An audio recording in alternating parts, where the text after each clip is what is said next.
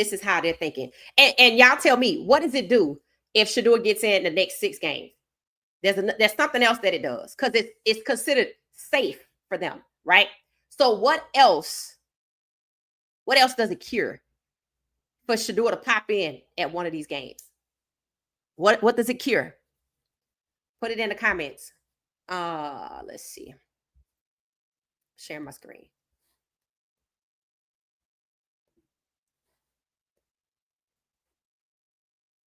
Cleveland schedule. Here we go. All right. Let's see if y'all can see it. Hold on one second.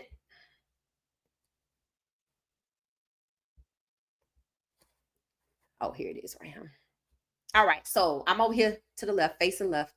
All right. So this is what I'm looking at right here. All right. So they just won versus the Browns. So they're what? 1-2. Y'all know that they have the same record as the Baltimore Ravens. I was like, oh, that's just sad, bro. I was like, that's just sad. Here it is right here. 1-2, the Ravens and the Browns.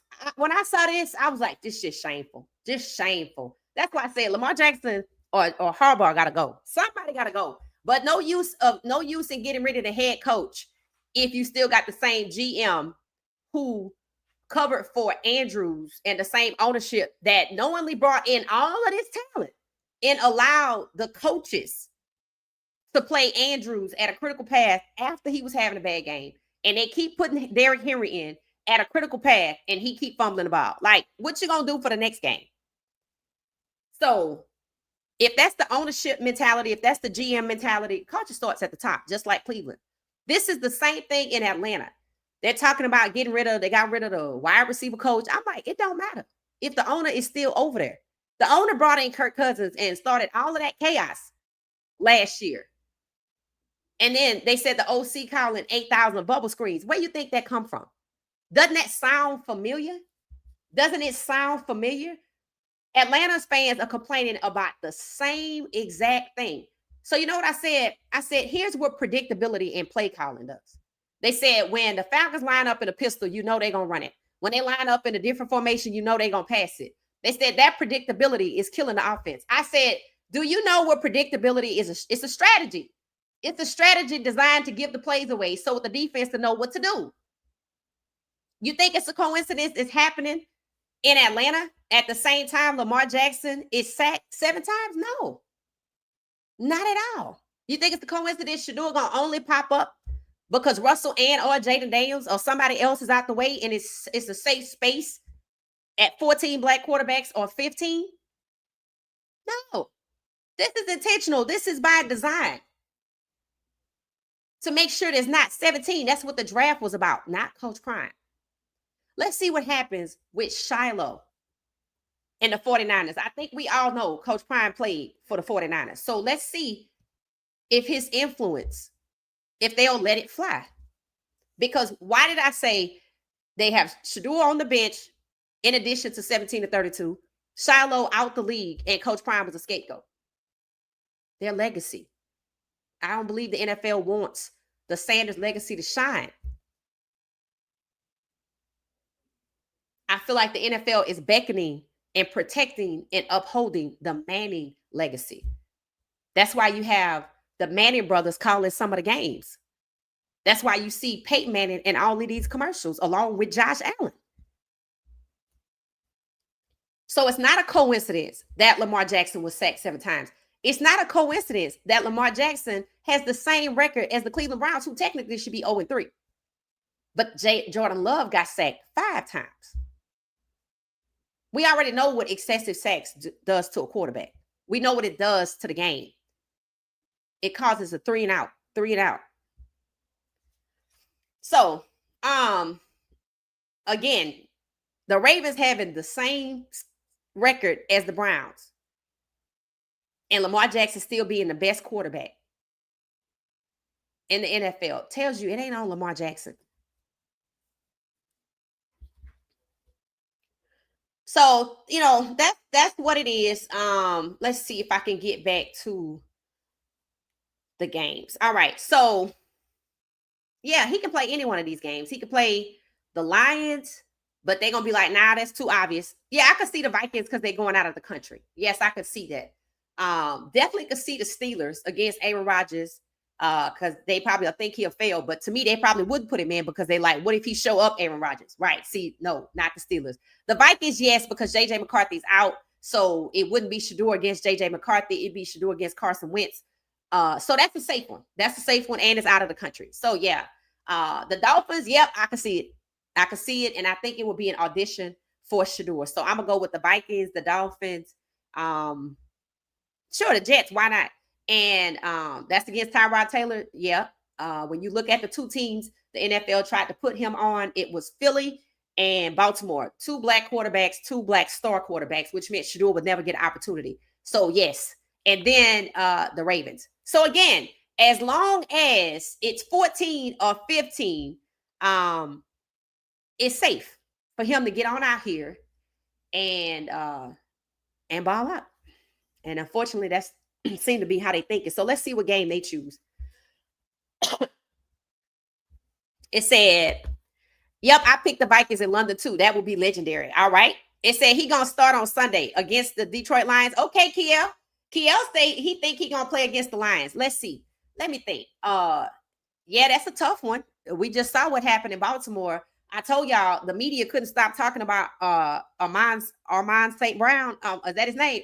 I was like, okay, I get it. He good, but why are we only talking about one person? So, okay. Kiel said Sunday. Okay. It's the tough one. So, anything to make him look bad. As a Giants fan, we are tired. This is the coach's last hurrah, or he's going to get fired. So, yes, to hitch his wagon to Jackson, or he's going to be out the door. Well, all right, we're going to see how that work out. We're going to see how that work out because, again, they didn't want Shedeur. Matter of fact, I saw a quote that said, after that interview that they backed away from saying Shedeur messed it up or whatever, it's a quote saying the Giants have no interest in Shedeur after that interview. Now, remember, I had the little post with all of the Sharpie colors, and it said, the worst interview I've ever seen. That was supposed to be an anonymous assistant coach. Again, I told y'all, that likely came right out of the New York Giants organization. So Jackson Dart should have started from day one. I believe Shedeur will play in London. Okay, a lot of votes for London. A lot of votes for London. Kiel said the truth is they didn't want a black star quarterback, but they're going to get what they want on Sunday. The Chargers defense is number 9 in the league, and they got some dogs. Yeah, the Chargers actually, when you look at the standings, I think they were at the top. Let's see right here. I was looking at this morning. I said, oh, okay. So let me share this. Make sure y'all can see it. Let me share this. All right. So these are the standings, just so y'all can kind of know who's where, what have you.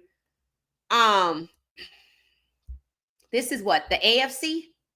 Okay. So the Bills are first, then the Patriots. So that's really Josh Allen and Drake May. Then you have Tyrod Taylor and Tua at the bottom. They both are 0-3. AFC West, you see the Chargers. So this is who is it? The Giants are getting ready to play. They're 3-0. And the Giants are 0-3.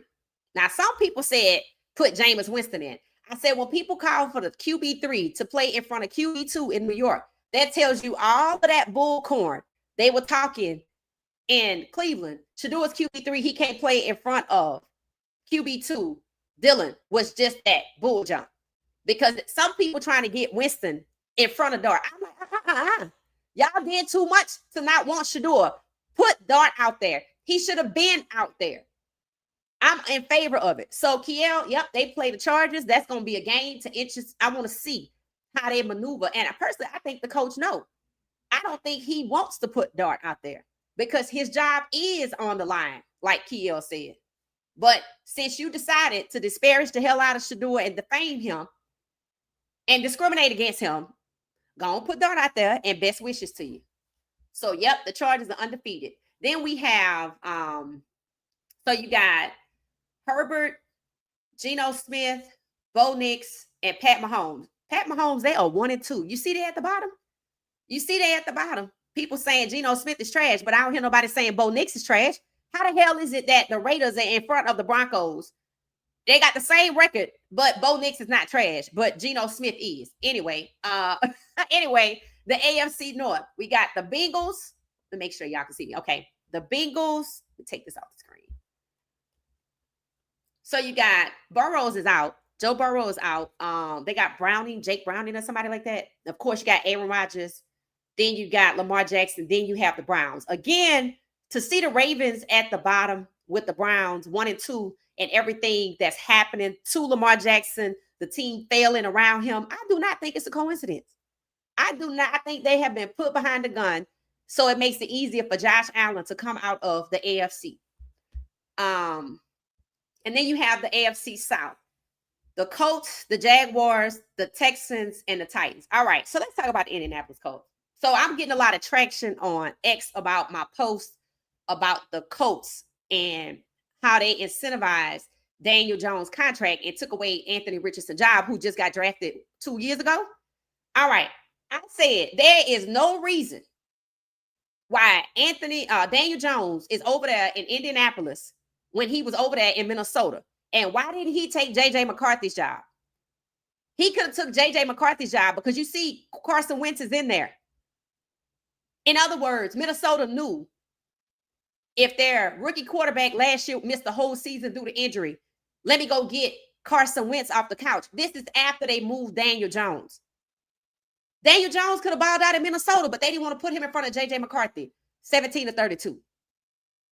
But not Anthony on the bench, and everybody's like, oh my God, we're doing good and winning. Why he couldn't do this in Minnesota? How you going to give up on Anthony Richardson after 2 years, but you give Daniel Jones 6 years? Of course he's good. It's been 6 years. And people are pointing to New York, and they must be the problem. Okay? What they got to do with you taking Anthony Richardson's job 2 years in, and now you coming for C.J. Stroud. You already came for Bryce Young. And you've been coming for Caleb. All of these guys were drafted about the same time. Not a coincidence. Not a coincidence at all.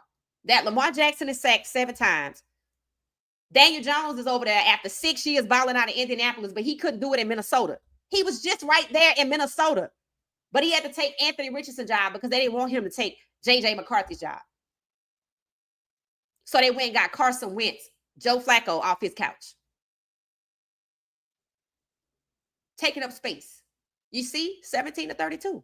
So yeah, it might be safe for Shedeur to come on out with 15 or 14 of 32 right now due to injuries and Russell Wilson being benched.